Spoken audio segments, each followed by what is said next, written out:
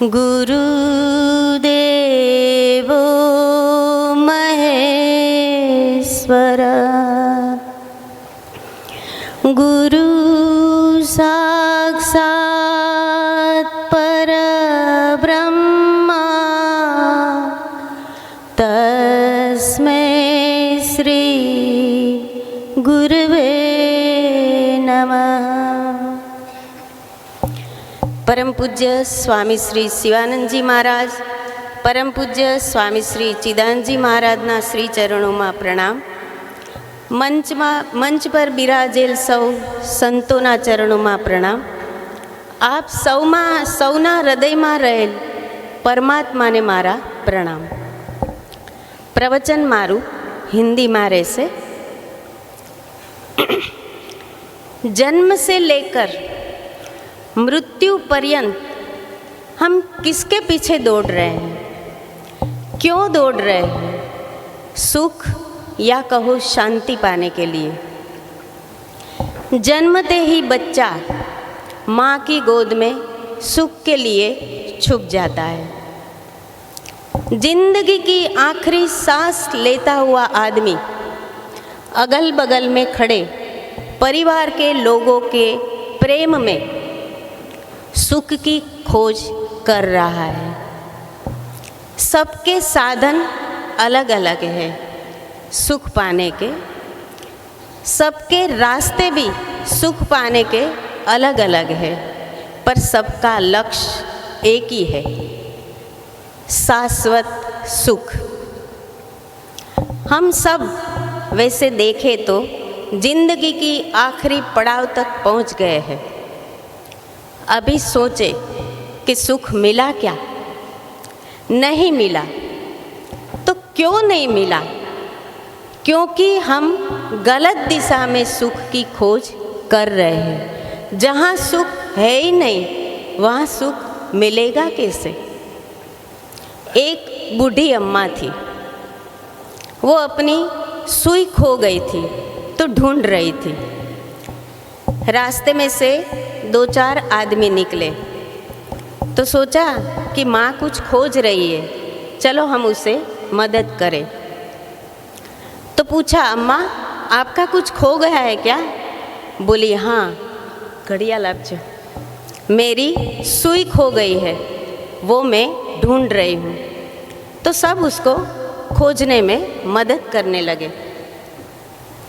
थोड़ी देर बाद क्या सुधी बोलवानुं छे? हैं? नहीं एटले 10 में 10 है।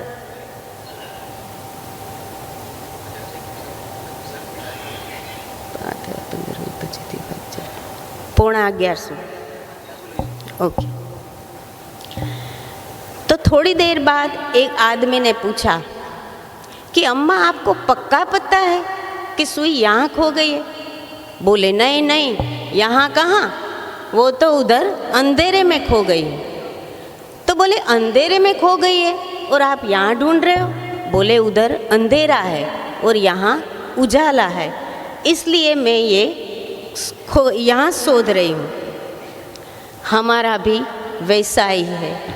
संसार में सुख है ही नहीं और हम संसार में सुख की खोज कर रहे हैं। क्या मिलेगा हमें? नहीं मिलेगा। आप कहोगे कि ऐसा नहीं है। हमें कुछ सोचो, किसी को आइसक्रीम खाने की इच्छा हुई,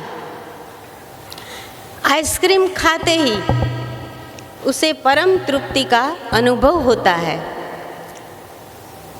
तो क्या आइसक्रीम में सुख नहीं है? सही में देखा जाए तो आइसक्रीम मिलने से सुख नहीं मिला है। आइसक्रीम की इच्छा पूरी होने से हम अपने परम के साथ जुड़ जाते हैं और सुख परम के साथ जुड़ने से हमें मिल रहा है। और हम ये सोच रहे हैं कि सुख मुझे आइसक्रीम में से मिल रहा है।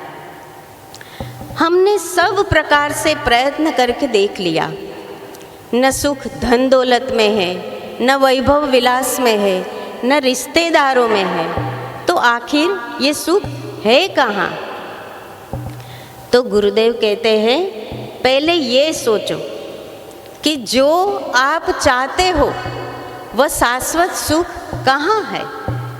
वो शाश्वत सुख एक परमात्मा में ही है, जिसे पाकर ही हमें शाश्वत सुख की प्राप्ति हो सकती है।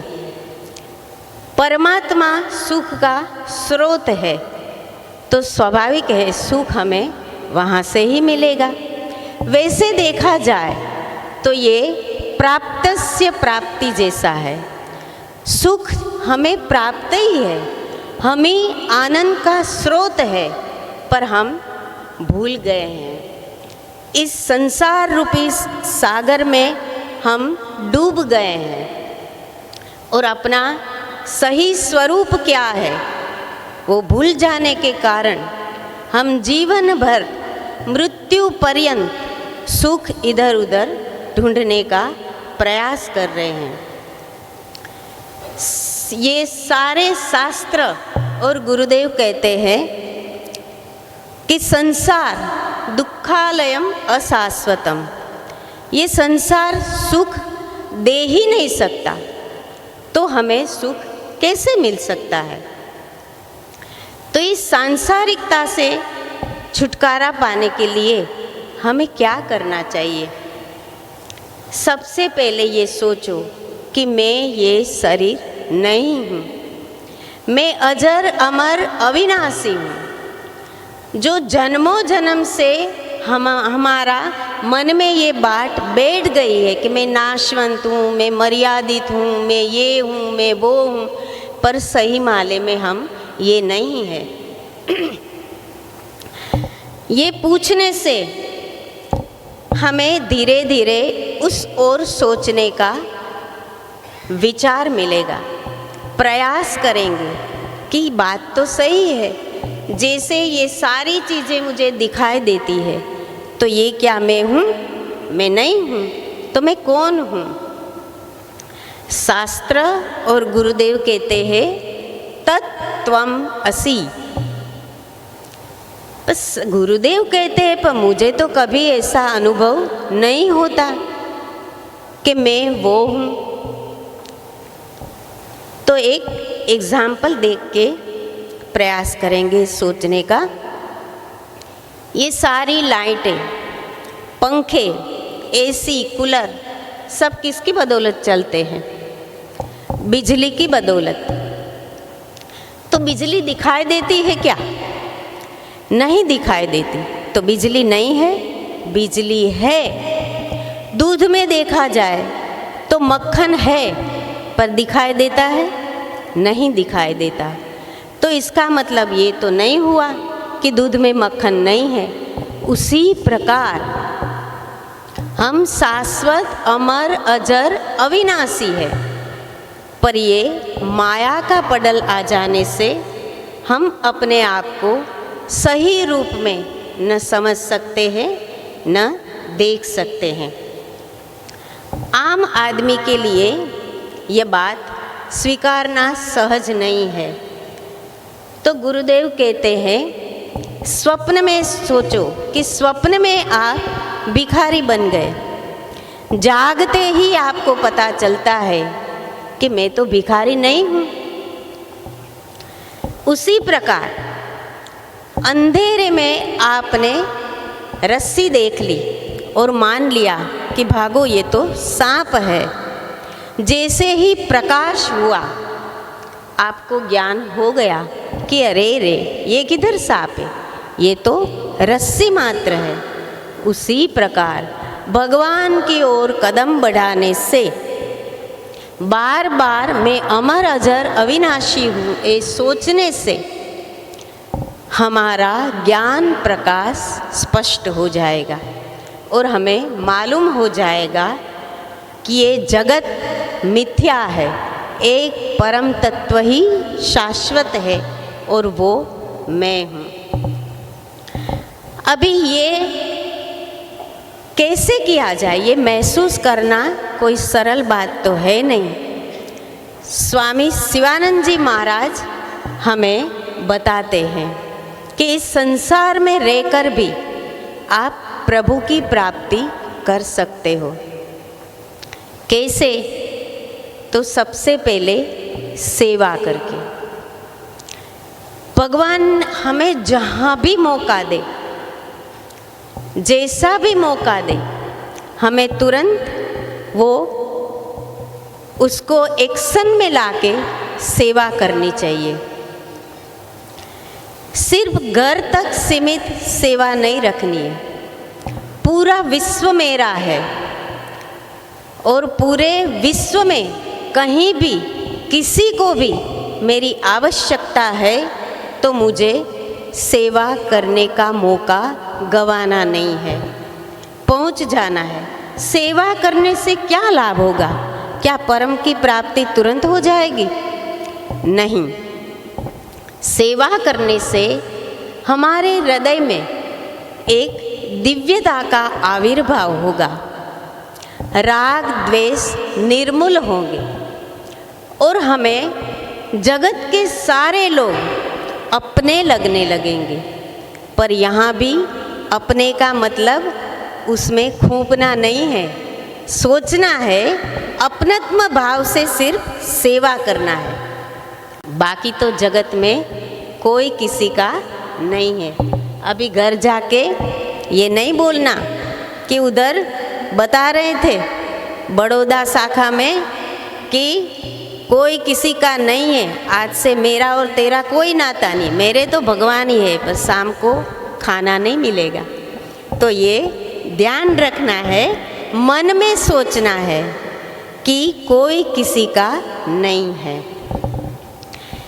सब में भगवत दर्शन करने से मन पवित्र भी बनता है और सबके साथ एकत्व भाव की अनुभूति होती है। फिर कौन अपना कौन पराया, फिर न रहेगा राग, न रहेगा द्वेष। जैसे कहते हैं न रहेगा बांस, न बजेगी बांसुरी। शिवानंद स्वामी जी महाराज दूसरों को दुखी देखकर रह नहीं सकते थे। उनका दुख उसे अपना दुख ही लगता था और इसी भाव में वो जीते थे। हमारी क्या है कि हम पार्ट टाइम सेवक रहते हैं और बाकी के टाइम में संसारी बन जाते हैं। स्वामी शिवानंद जी महाराज परमानेंट सेवक रहते थे। जहाँ भी सेवा का हाकल हुई नहीं और वो पहुँच जाते थे और उनके लिए सब भगवान ही थे। क्यों? क्योंकि अपना मन निर्मल था। उनका अपना मन निर्मल और पवित्र था, इसलिए भगवत दर्शन करना उसके लिए सहज था। और हमारे लिए सब में भगवत दर्शन करना सहज भी नहीं है और सरल भी नहीं है। और ये सहज और सरल बनाने के लिए हमें ध्यान भजन कीर्तन वो सब तो करना ही है, साथ साथ में जहाँ भी सेवा का पुकार हो वहाँ पहुँच जाना है। उनके लिए न कोई छोटा था न कोई बड़ा था, वो सबको एक समान समझते थे। सफाई करने वाले सफाई कामदार को भी वो कितना रिस्पेक्ट देते थे, उसे हेल्थ मिनिस्टर कह के बुलाते थे। आप सोचो, इतने छोटे आदमी को पूरे दिन में सिर्फ धुतकारी सुनने को मिलती है, ए ठीक से करो, ये नहीं किया, वो नहीं किया, और कोई उसे प्यार से इतना बड़ा सम्मान दे तो क्या वो उस आदमी को भूल पाएगा? नहीं भूल पाएगा। और जो वो कहेंगे वो सही मानेंगे। ये शिवानंद स्वामी जी की ज्ञान देने की एक पद्धति थी। वो लंबे लंबे भाषण भी नहीं करते थे, किसी को बिठा के समझाते भी नहीं थे, पर जैसे जैसे मौका मिलता था प्रसंगानुरूप वह अपना बात बताते थे। उनके छोटे छोटे वाक्य में कितनी बड़ी जीवन जीने की बात रखी है। जैसे भला बनो भलू करो। जब हम भले बन जाएंगे तो बुरा करने की तो कोई बात ही नहीं है। हमारे व्यवहार में फिर कोई बुराई आएगी ही नहीं। सतत इसी भाव में हमें जीना है। फिर वो कहते थे डिटैच और अटैच। संसार से छूट जाना है, संसार से अलग होना है और परमात्मा के साथ जुड़ जाना है। परमात्मा के साथ जुड़ने से हमारा मन 24 घंटे उसी भाव में रहेगा। आप कहेंगे चाय छूटती नहीं, ये संसार कैसे छूटेगा? पर हम सब जानते हैं, एक कविता है, कोशिश करने वालों की कभी हार नहीं होती। पर हम क्या करते हैं, थोड़ा बहुत प्रयास करके ये मान लेते हैं, नहीं नहीं ये मेरे बस की बात नहीं है, और छोड़ देते हैं। स्वामी जी महाराज बताते हैं छोड़ना नहीं है। आप भी दिव्य हो, आप भी परमात्मा का स्वरूप ही हो। जैसे हम किसी को बुलाएं और कहें कि थोड़ा आटा लाना, वो आटा लाए, थोड़ा थोड़ा हमने सबको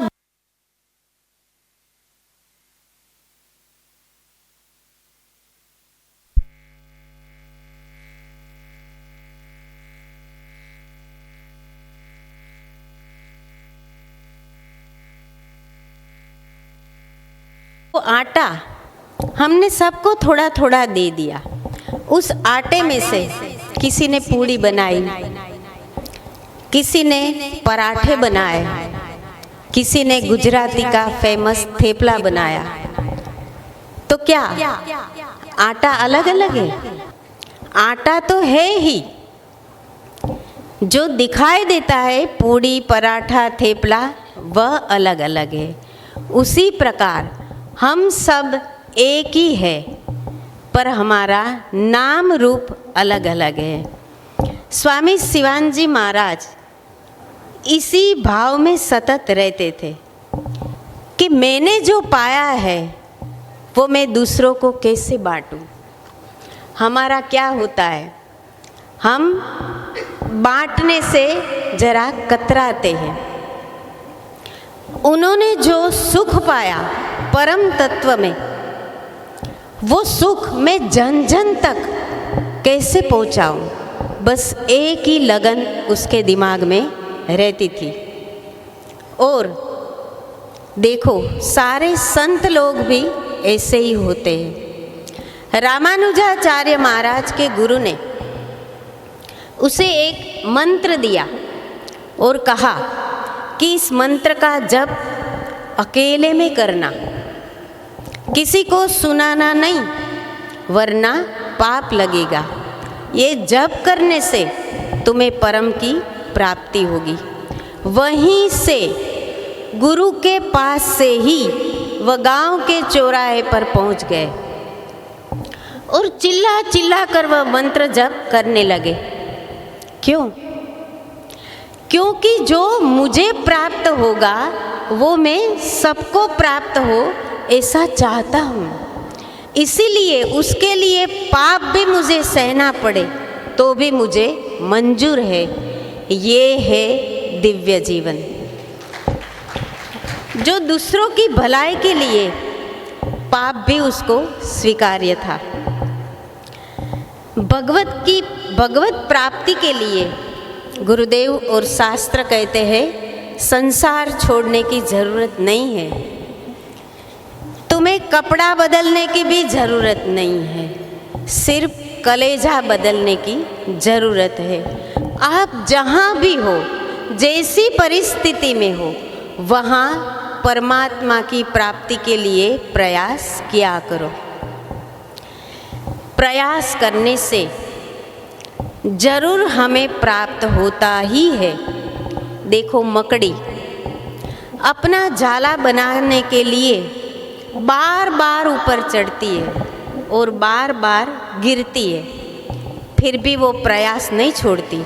और एक समय ऐसा आता है कि वह अपना जाला बना के रहती है। गुरुदेव यही कहते हैं कि भगवान ने आपको जो भी रोल दिया है, निष्ठापूर्वक उसे करो।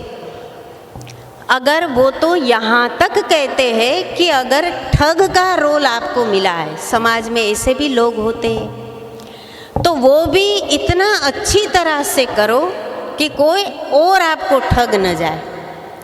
ये थी उसकी दिव्यता कि बुरे में भी वो अच्छा देखते थे।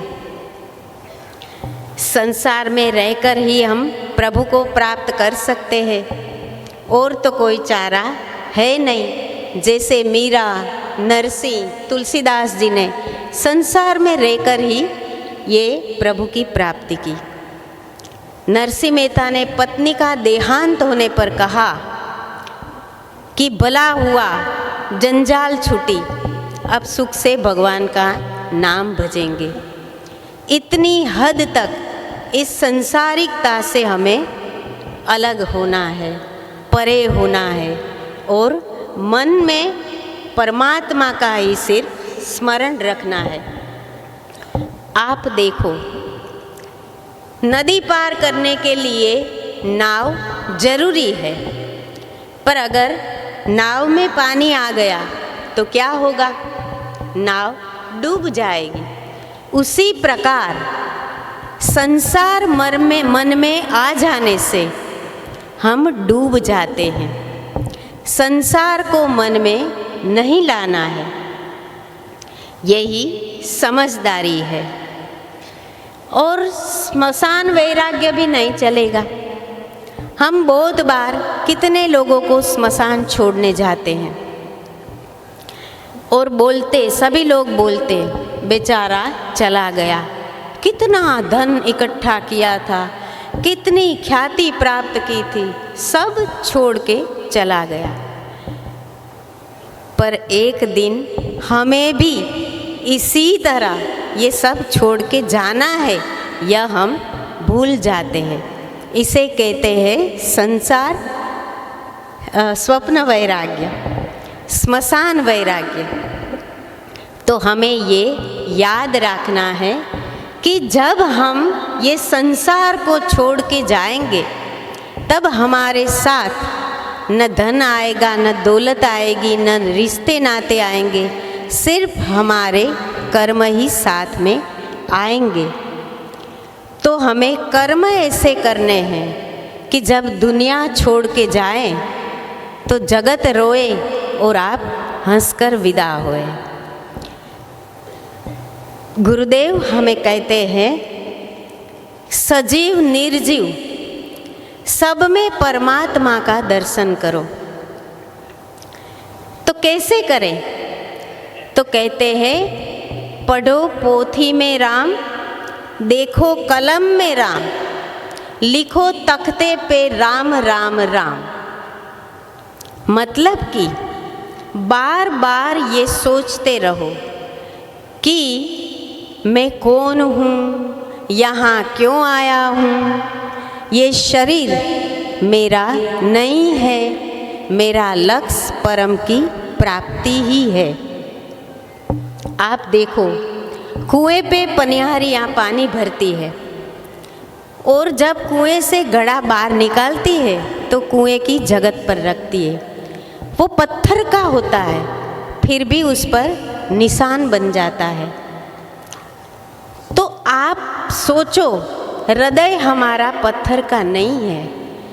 तो बार बार ये सोचने से हम भी एक दिन जरूर परिवर्तित हो जाएंगे और हृदय हमारा पवित्रता से भर जाएगा। फिर कौन रहेगा अपना, कौन पराया, द्वेष की तो बात ही नहीं। गुरुदेव अपनी साधना के दौरान नमस्कार साधना भी करते थे। वो जब रास्ते में गोबर को देखते थे, छाण गुजराती में जेने छाण कहिए छे, तो उसको भी प्रणाम करते थे। कंभे को भी, थांभला ने पण प्रणाम करते थे। रास्ते में अगर कोई कुत्ता मिल जाए तो उसे भी प्रणाम करते थे। क्यों? हृदय में ये समझ आ जाए कि ये सब में परमात्मा का निवास है। गुरुदेव मान अपमान के मोहताज नहीं थे, बस एक ही लगन थी कि मैं सबको सुखी कैसे करूं। ये परमात्मा के नाम में ही सब सुख पड़ा है, वो उसे कैसे समझाऊं। वो शादी ब्याह में भी बिना निमंत्रण पहुंच जाते थे। आप सोचो, शादी में कोई कीर्तन करता है? गुरुदेव वहाँ जाके कीर्तन करने लगते थे और सब इस भाव में थोड़ी देर के लिए एक स्वरूप भी हो जाते थे, तल्लीन बन जाते थे। और ये उनका दिव्य जीवन था, ये उसका हमारे लिए संदेश था कि जीवन कैसे जीना है। हम सब ये मानते हैं, कुट्टी माता जी की बात कहूँ, हम भी ऐसा ही सोचते हैं शुरू में जब पहली बार आश्रम जाते हैं कि आश्रम में तो ध्यान, पूजा, प्रार्थना, अर्चना ये सब होता होगा और बड़े बड़े विद्वान महान लोग रहते होंगे। कुट्टी माता जी जब आश्रम में आई तो उसने देखा कि यहाँ तो हर प्रकार के सामान्य लोग ही रहते हैं, पर गुरुदेव तो गुरुदेव थे। उनके संपर्क में आने से सब असामान्य बन जाते थे। वो देखो, किसी भी आश्रम में जादू का खेल या कठपुतली का खेल नहीं होता, पर शिवानंद आश्रम में होता था। क्यों?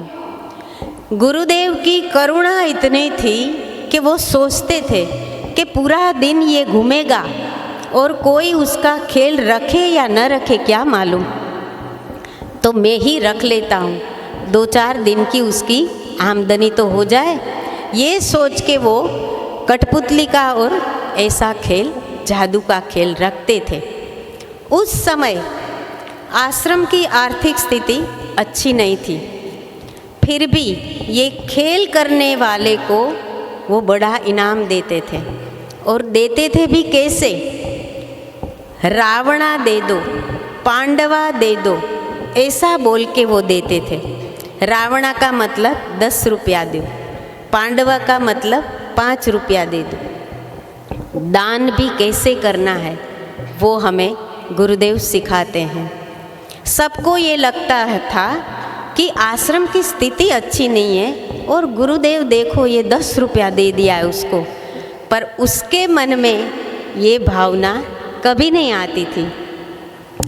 एक बार कुंभ के मेले में सिगरेट बेचने वाले बड़े जोर जोर से माइक में अपनी सिगरेट का प्रचार करते थे। गुरुदेव ने यह देखा, उसे अपने टेंट में बुलाया, चाय नाश्ता कराया और कहा कि अच्छा आप सिगरेट बेच रहे हो, बहुत बढ़िया बहुत बढ़िया। पर देखो मैं आपको एक बात बताता हूँ, जैसे सिगरेट का प्रचार प्रसार करते हो उसी प्रकार साथ में थोड़ा थोड़ा भगवत नाम का भी प्रचार किया करो, जिससे आपका उद्धार हो जाएगा। सिगरेट वाले को 5 रुपया दिया और सबको लगा कि ये सिगरेट बेचने वाले को 5 रुपये दे रहे हैं, पर गुरुदेव को वो सिगरेट बेचने वाला नहीं लगता था। वो उससे उसमें साथ साथ परमात्मा के दर्शन करते थे। मानवता के वो पुजारी सेवा से समाधि तक कैसे जा सकता है, कैसे जाया जा सकता है, वो हमें सिखाते हैं। अपने जीवन में उसने वो सार्थक करके दिखाया है। यानी वो समझते थे कि कुछ भी छोटा बड़ा हल्का निकम्मा नहीं है।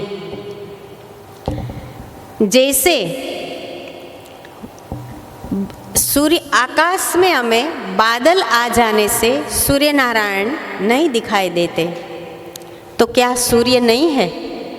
सूर्य है ही। जैसे ही बादल हटेंगे हम सूर्य का दर्शन कर पाएंगे।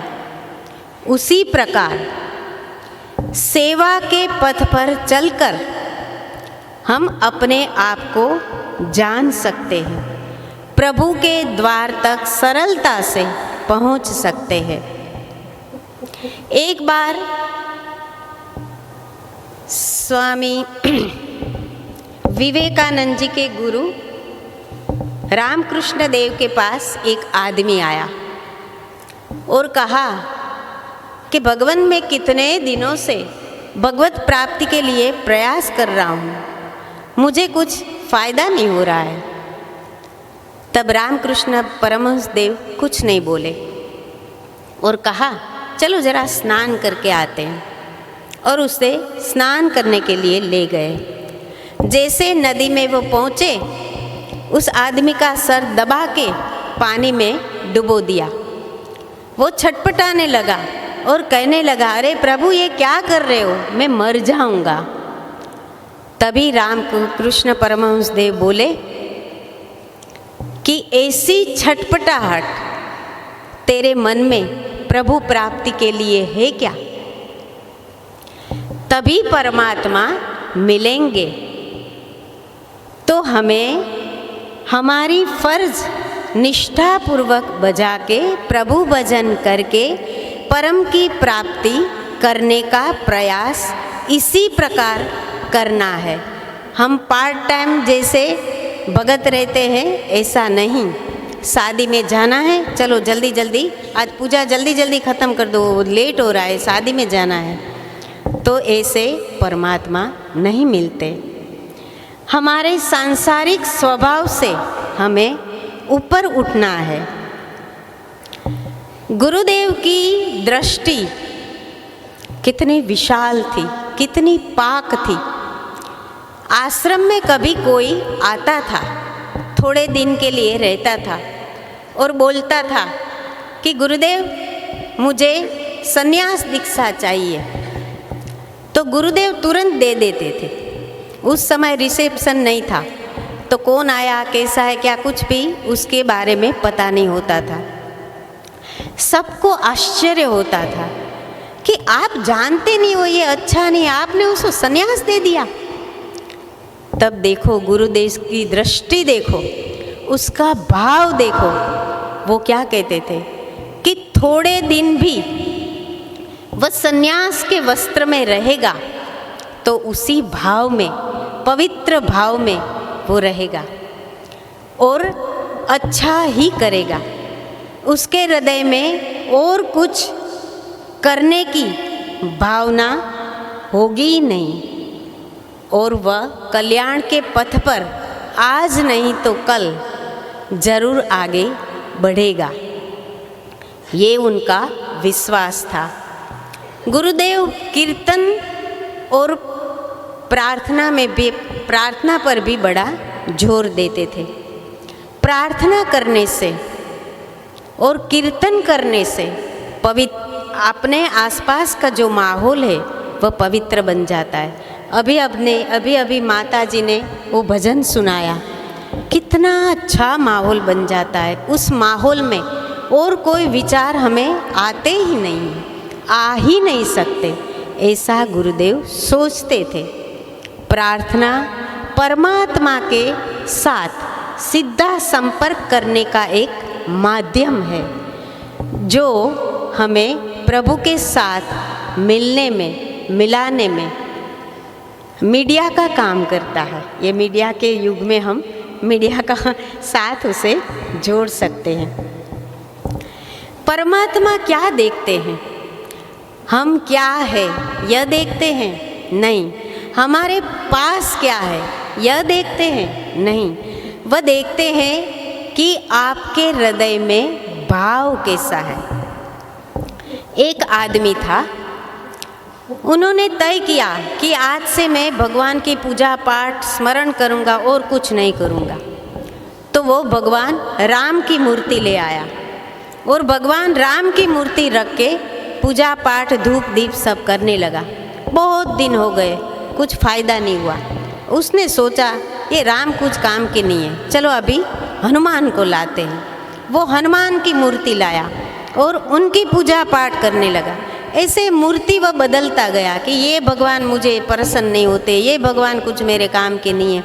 आखिर में वो शंकर भगवान की मूर्ति ले आया और सोचा कि अभी मैं शंकर भगवान की साधना करूँगा। और जैसे ही धूप प्रकट करने का, जलाने का, शुरू करने का उसके मन में ख्याल आया, तुरंत उसने वो जो सारी मूर्तियाँ थी उसकी नाक में रुई ठोस दी। क्यों? तो कि आप मुझे प्रसन्न नहीं हुए तो मेरी धूप का धुआं भी आपको नहीं लेना। और तुरंत उसी क्षण भगवान उसे प्रसन्न हुए। क्यों? क्योंकि मूर्ति में परमात्मा विराजमान है। यह भाव उसके हृदय में अंकुरित हुआ, प्रस्थापित हुआ और इसीलिए भगवान प्रसन्न हुए। भगवान हमारा भाव ही देखते हैं। गुरुदेव भी हमें भव रोग से कैसे छूटा जाए इसकी बहुत सारी दवाइयाँ दिखाते हैं, बहुत सारा हमें समझाते हैं अपने जीवन से। गुरुदेव का जीवन देखो, एक एक बात देखने से ही हमें पता चलता है कि वो कितने दिव्य थे। और ऐसे गुरु परमात्मा की कृपा से ही मिलते हैं। आप देखो, बारिश सब जगह एक समान होती है। किसी ने अपना पात्र उल्टा रखा, किसी ने छेद वाला रखा और किसी ने सीधा रखा। किसका पात्र बारिश के पानी से भर जाएगा? जिसने सीधा रखा है। तो हमें भी गुरुदेव क्या कहते हैं, एक एक शब्द को जीवन में चरितार्थ करने का प्रयास करना है, तभी हमारा हृदय रूपी पात्र पवित्रता से भर जाएगा और हम परम की प्राप्ति की ओर आगे बढ़ पाएंगे।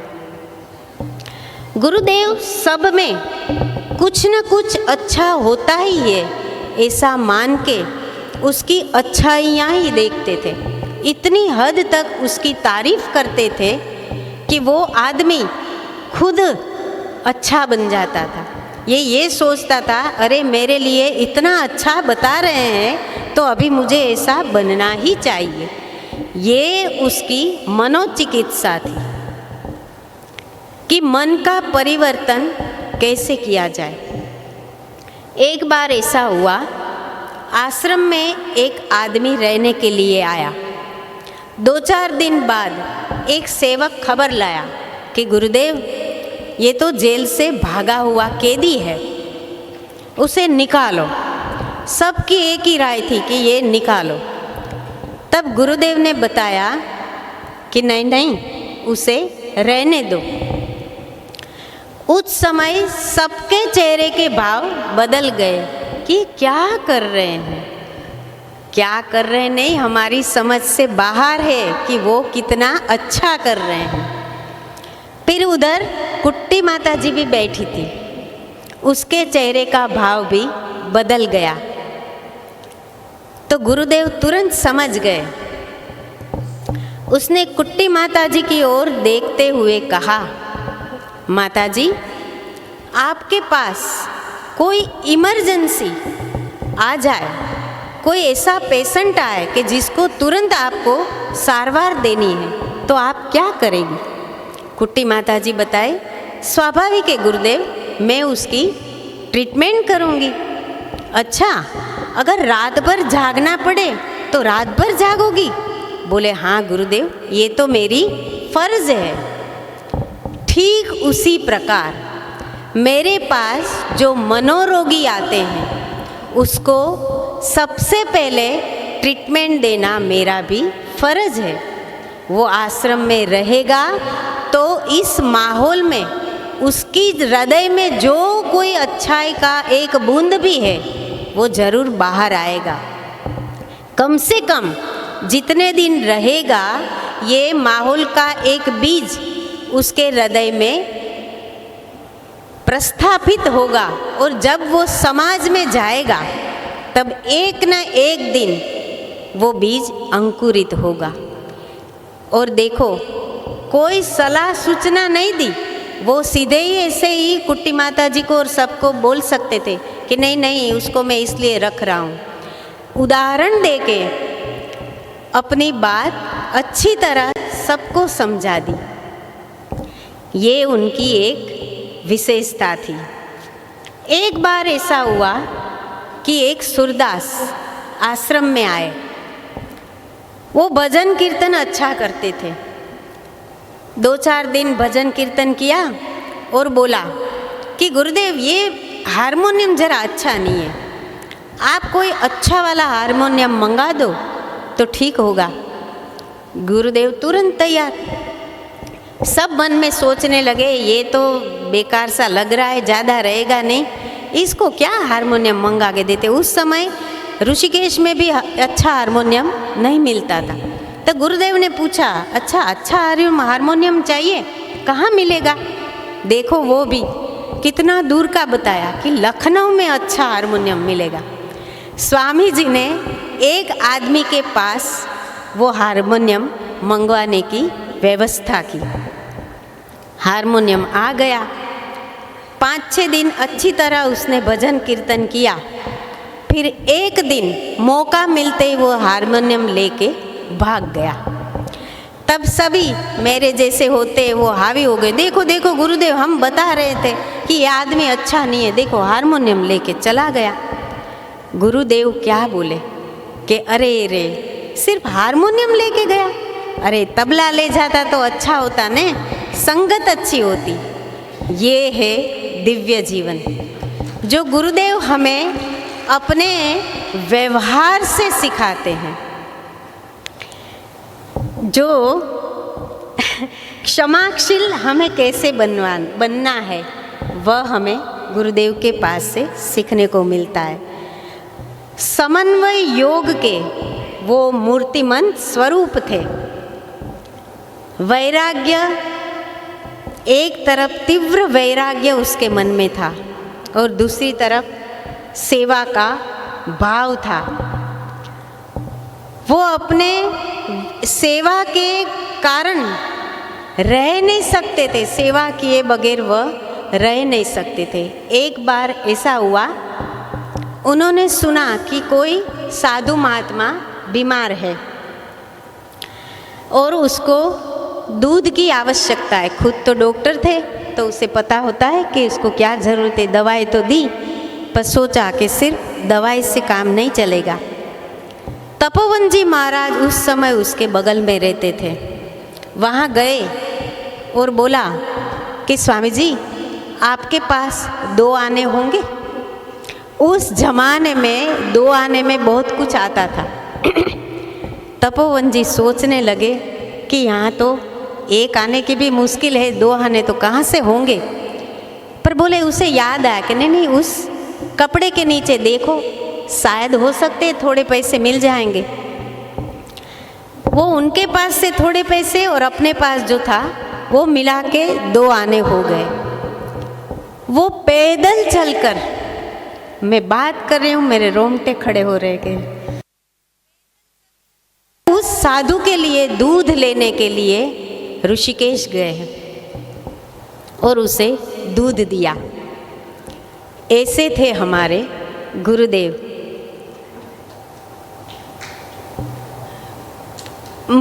फिर गुरुदेव कहते उसका व्यक्तित्व इतना चुंबकीय था कि लोग उनकी तरफ खींचे चले आते थे। उसे कुछ कहना नहीं पड़ता था कि आओ मेरे पास आओ, मैं आपको ये दूंगा वो दूंगा। उसका व्यक्तित्व ही ऐसा था। जो इतने बड़े साधु होने के बाद भी किसी दूसरे के लिए ऋषिकेश पैदल जाके दूध लेने के लिए जाए, वह व्यक्तित्व कितना महान होगा। गुरुदेव कहते हैं मृत्यु को रोज याद करो। मृत्यु को रोज याद करने से क्या लाभ होगा? हम कोई गलत काम कर नहीं पाएंगे, न गलत सोच पाएंगे। एक बार ऐसा हुआ, एकनाथ जी महाराज अपनी कथा कह रहे थे, तो कथा में एक सेठ जी आते थे, रोज आते थे। कथा के आखिरी दिन उन्होंने एकनाथ जी महाराज को बोला कि प्रभु, आपके चेहरे पे इतनी दिव्यता और परम शांति दिखाई देती है, ये कैसे हो सकता है? हम तो कितना प्रयास करते, कभी शांति प्राप्त नहीं होती। एकनाथ जी बोले, अरे शांति की बात छोड़ो, मुझे ये लग रहा है कि 8 दिन के बाद तुम्हारी मृत्यु होने वाली है। तुरंत वो आदमी बोला, क्या ऐसा? इतने बड़े महान आदमी बोल रहे हैं तो गलत तो हो नहीं सकता। वो वहीं से घर गया, सारा अपना व्यवहार समेट लिया और सबको बोल दिया कि देखो, ये जिसको जिसको पैसे देने बाकी है, बड़ा व्यापारी था तो ये तो उधारी में काम भी चलता है, ये सब पूर्ण करो और अभी मुझे कोई डिस्टर्ब नहीं करना। 7वें दिन एकनाथ जी महाराज उसके घर गए, बोले आइए आइए महाराज जी पधारिए। एकनाथ जी महाराज बोले, आपके चेहरे पे बड़ी दिव्यता दिख रही है, क्या चमत्कार हुआ, आपने क्या किया? बोले, अरे महाराज करने की बात छोड़ो, मैं तो व्यापार सब छोड़ के बस भगवत स्मरण कर रहा था। क्यों? आपने बताया था ना 8 दिन बाद मेरी मृत्यु है। एकनाथ जी महाराज बोले, मेरी शांति और परम तेज का रहस्य यही है, मैं भी हर समय परमात्मा में लीन रहता हूँ और उसी का स्मरण करते रहता हूँ, इसी कारण मैं भी इतना शांत रह सकता हूँ। जीवन में मानव देह हमें बार बार नहीं मिलता, परमात्मा की असीम कृपा होती है, तभी ये मनुष्य शरीर हमको प्राप्त होता है। फिर मैं कौन हूँ ये जानने की जिज्ञासा भी सबको नहीं होती है। बड़ौदा में कितने लोग रहते होंगे, सारे आए हैं क्या? नहीं आए। और जिज्ञासा भी कोई कोई लोग को होती है, और जिन्होंने साक्षात्कार किया हो ऐसे महापुरुष का सानिध्य भी बड़ा दुर्लभ है। हम कितने भाग्यशाली हैं। स्वामी शिवानंद जी महाराज, स्वामी चिदानंद जी महाराज जैसे महान गुरु हमें मिले, और हमने क्या प्राप्त किया वो अपने अंदर झांक के हमें एनालिसिस करना है कि हमने क्या प्राप्त किया। तीव्रता की कमी है हम में, तभी इतना कुछ मिलने के बाद भी हम वहीं के वहीं हैं। आप देखो, नरसिंह मेहता ने एक ठोकर खाई और वो जाग गए। हमने संसार में कितनी ठोकरें खाई, पर अभी तक हम जागे नहीं हैं।